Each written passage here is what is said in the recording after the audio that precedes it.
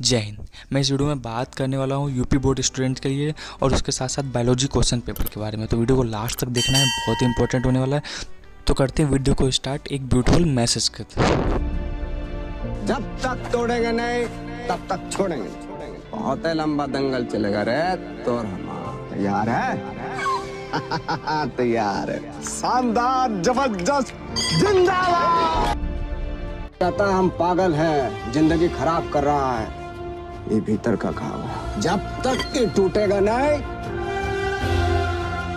भरेगा नहीं। भगवान के भरोसे मत बैठिए, क्या पता भगवान हमरे भरोसे बैठा। मैंने कई स्टूडेंट्स को पीडीएफ शेयर किया, ठीक है। तो जब पीडीएफ शेयर करता था तो वो लोग बोलते हैं भैया हिंदी में। अरे यार, अभी भी अगर हिंदी के पीछे पड़े हो ना इस लेवल पे आके, तो फिर ये समझो कि सिलेक्शन के बाद बहुत ज़्यादा प्रॉब्लम फेस करने वाले हो आप लोग, ठीक है। तो अब इस लेवल पे पहुंच के आपको इंग्लिश के साथ एडजस्ट होना होगा। आप किसी भी बोर्ड के हो यार, कम से कम इतना सोचो कि बच्चे जो है संस्कृत मीडियम से जो है अपने आप को एडजस्ट करते करते अडॉप्ट करते करते इंग्लिश मीडियम में लाते हैं, और आप कहते हो कि अभी भी आपको चाहिए। कम से कम इतना तो रखो कि अगर बोल नहीं सकते हो तो समझने और लिखने तक की इंग्लिश आपको आनी चाहिए। नहीं आती है तो आप करिए, कोशिश बनाइए, बढ़ाइए अपने आप को आगे जितना टाइम दे सकते हैं। कम से कम ज़्यादा से ज़्यादा आपको कितना टाइम लगेगा? 1 साल 1.5 साल, इससे ज़्यादा आपको टाइम नहीं लगने वाला आपको काम भर की इंग्लिश सीखने के लिए, ठीक है। तो ऐसा नहीं कि आप इंग्लिश से सीखे अपना काम नहीं चला सकते हैं, चलेगा, बिल्कुल चलेगा, पर इंग्लिश आपके लिए बहुत ज़्यादा हेल्प करने वाली है फ्यूचर में, ठीक है। अभी बताता हूँ कैसे फ्यूचर में हेल्प करेगी। सबसे पहले आपको अपनी सेल्फ इस्टीम लो नहीं रखनी है, ठीक है। अगर आप यूपी बोर्ड से हैं, हिंदी मीडियम से हैं, आपको ये नहीं कि मेरे को इंग्लिश नहीं आती हूँ, मैं कुछ नहीं, बेकार हूँ एकदम, मतलब ऐसा सोचते हैं स्टूडेंट, इसलिए बोल रहा हूँ मैं, ठीक है। आपको लगना है कि आपने बहुत कुछ किया। आप अगर सोच रहे हो ना कुछ बड़ा करने की, तो आपको इंग्लिश सीखनी पड़ेगी, ज़रूरत है समाज में अभी इसकी, ठीक है। ऐसा होता है कि लोग आप इंग्लिश बोलते हो बस, तो उसी में बहुत कुछ समझ लेते हैं आपको। ऐसा देखिए, बहुत सारी कंट्री हैं फॉरेन, ठीक है। मैं बताता हूँ, मैं अभी कुछ महीने पहले जो है दिल्ली में था और बहुत सारे लोगों से मिला, ठीक है। तो उसमें मैं सिंगापुर वालों से 2 थे, बात कर रहा था। तो बात करते करते उन लोगों ने कुछ टर्म्स जो है हिंदी में यूज़ किए, ठीक है। हिंदी में यूज़ किए तो मैं सोचा हिंदी कैसे, भाई हिंदी कैसे आती तुझे? तो बोलते हैं मैंने उससे बॉलीवुड मूवी और सॉन्ग से सीखी है, ठीक है।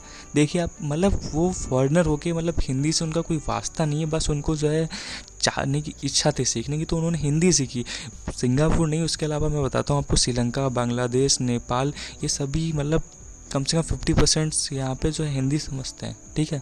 तो आपको अपने सेल्फ स्टीम को हाई रखना है कि हिंदी बहुत वैल्यू वाली है चीज़ है, लेकिन आपको साथ साथ इंग्लिश भी सीखना है, ठीक है। अपने सेल्फ स्टीम को हाई रखते हुए, ठीक है, कि हम बहुत बड़ी चीज़ हैं, हिंदी बहुत अच्छी लैंग्वेज है, ठीक है। इंग्लिश, अब मैं बताता हूँ आपको इंग्लिश क्यों सीखनी चाहिए। मैं बहुत सारे ऐसे लोग से भी मिला जिन्हें बिल्कुल भी हिंदी नहीं आती थी, एज ए इंडियन होते हुए भी। बहुत सारे स्टेट ऐसे जैसे साउथ इंडिया में आप तमिलनाडु, कर्नाटका, केरला चले जाइए, तो आप वहाँ पे हिंदी बहुत ही कम मिलने वाली है, ठीक है। आपको इंग्लिश में ही काम चलाना पड़ेगा। इंग्लिश अगर आपको नहीं आती तो कोई वहाँ पे आप अपनी मैसेज को ट्रांसफ़र ही नहीं कर पाएंगे। तो इंग्लिश की आवश्यकता समझिए, समाज में कितनी ज़रूरत है इंग्लिश की, ठीक है।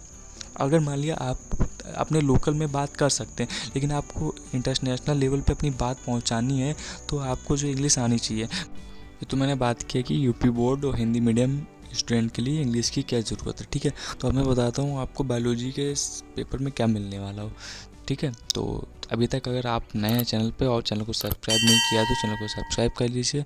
आपको एनिमल रिलेटेड और वेटनरी एग्ज़ाम रिलेटेड बहुत सारी इन्फॉर्मेशन इस चैनल पर मिलती रहेंगी।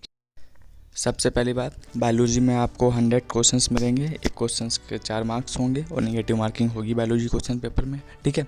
और सबसे ज़्यादा स्कोरिंग आपके लिए बायोलॉजी ही होने वाला है इस एग्ज़ाम में, क्योंकि नंबर्स आप क्वेश्चंस ज़्यादा हैं और क्वेश्चंस बहुत ही इजी रहने वाले हैं आपके लिए।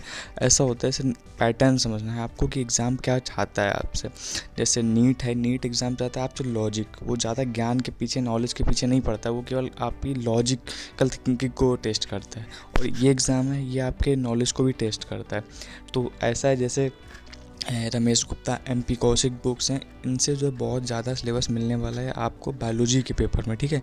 70% के अलावा 30% आपको इनसे मिलेगा, ठीक है। फिजिक्स केमिस्ट्री अलग सीन था, वो मैंने पिछली वीडियो में बताया है, अगर नहीं समझ में आता तो आप वीडियो देख लीजिए, ठीक है। पर बायोलॉजी के लिए आपको जो है NCERT के साथ साथ ये मतलब कवर करना होगा। मतलब ऐसा नहीं कि NCERT से आप कर नहीं सकते हैं, बिल्कुल। अगर आपको साइंस का अच्छा खासा नॉलेज है, मैं क्वेश्चन अभी आपको दे रहा हूँ, 2 दिन ट्राई करिए, इन बेसिस पे आप अपने आप को बता सकते हैं कि मैं किस लेवल पे हूँ और कितनी प्रिपरेशन मुझे भी करनी है, ठीक है। केवल साइंस और नॉलेज की बात है, ठीक है। चलिए पहला question, which of the following is largest body organ of human, ठीक है। तो सबसे बड़ा कौन सा ऑर्गन है, ठीक है। तो सबसे पहला ऑप्शन ब्रेन, हार्ट, किडनी और लास्ट है स्किन, ठीक है। तो बताइए, 4 सेकंड देता हूँ मैं आपको। अगर आपका आंसर ब्रेन है तो आप गलत हैं, इसका सही आंसर होगा स्किन, ठीक है। अब कैसे भी अगर आपको सॉल्यूशन चाहिए, कुछ भी सोचना है तो आप कमेंट बॉक्स में पूछ सकते हैं, और कोई भी क्वेरी चाहिए तो मैं डिटेल बताने की कोशिश करूँगा। ऐसे बहुत सारे क्वेश्चंस मैं आपको, क्वेश्चंस की PDF मैं आपको सेंड कर दूंगा, आप प्रैक्टिस कर सकते हैं उससे, ठीक है। तो मैं बता दूं आपसे, आप ऐसे क्वेश्चन CPMT और बुक्स में मिल जाएंगे, लेकिन बस मैं PDF सेंड कर दूंगा तो आप उससे प्रैक्टिस कर सकते हैं। आपने जहां साल भर अभी तक पढ़ाई की है जिस भी बुक से या NCERT से, तो वहीं से पढ़ाई करना है। अभी लास्ट टाइम पे इधर उधर नहीं भागना है, बस क्वेश्चंस की प्रैक्टिस करना है, ठीक है। क्वेश्चन की प्रैक्टिस करना है, ज़्यादा टेंशन नहीं लेना है, जितना अभी तक पढ़ा है उसको अप्लाई करना है, बस क्वेश्चंस के थ्रू नॉलेज थोड़ा गेन करना है। जैसे अभी मैंने बोला ना, इसके अंदर कई सारे पार्ट मिलेंगे आपको, तो बिल्कुल। अब और ऐसा होता है, जैसे मैं बताता हूँ, थोड़ा डिटेल बताता हूँ क्या UP बोर्ड और CBSE में डिफरेंस क्या है। NCERT की बुक्स में सबसे ज़्यादा टॉपिक कवर किया गया है, रिप्रोडक्शन चैप्टर बहुत बड़ा है, ठीक है। इतना जो है UP बोर्ड में भी है, ऐसा नहीं कि CBSE में वो UP बोर्ड में सब है, ठीक है। जैसे रमेश गुप्ता की बुक्स आपने देखी होगी, तो लोअर एनिमल जैसे हैं फेसोला वगैरह, इनका पूरा डिटेल लाइफ साइकिल दिया गया है, ठीक है। बट NCERT में ये कुछ नहीं है। और इस एग्ज़ाम में क्वेश्चंस फ्रेम होते हैं वहाँ से भी, जैसे CPMT में होते थे, ठीक है। और लोअर एनिमल हो गया, लोअर प्लांटी किंगडम से टेडोफाइट, ब्रायोफाइट और जिम्नोस्पर्म, इनसे भी बहुत सारे क्वेश्चन फ्रेम होते हैं जो NCERT में नहीं मिलेंगे आपको। जनरल क्वेश्चन होगा, जनरल पॉइंट होगा, मतलब ऐसा कुछ ज़्यादा टिपिकल नहीं होगा। जो बेसिक होता है वही पूछा जाएगा आपको, बस आपको पता होना चाहिए उस बारे में। पता है तो आप कर पाएंगे, नहीं पता है तो फिर नहीं कर पाएंगे। आप ये मत सोचिए कोई लॉजिक लगने वाला है, लॉजिक और प्लस नॉलेज दोनों लगते हैं नीट के एग्ज़ाम में, केवल नॉलेज लगता है इस एग्ज़ाम में, ठीक है। तो एग्ज़ाम को पैटर्न को लग के प्रिपरेशन करें। ये वीडियो पहले से ही बहुत बड़ा हो चुका है, तो अब मैं इस वीडियो में आगे कुछ नहीं बोलने वाला हूँ। अगर आप मैं भी कुछ पॉइंट थे मेरे पास जो मैं कवर करना चाहता था बायोलॉजी स्टूडेंट के लिए और UP बोर्ड के लिए, बट वीडियो अपलोड करने में बहुत प्रॉब्लम होती है, इतनी लंबी वीडियो। तो फिर मैं नेक्स्ट वीडियो अपलोड कर दूँगा अगर आप चाहते हैं तो, ठीक है। तो इस वीडियो को मैं यहीं पर विराम देता हूँ। जय हिंद, जय भारत।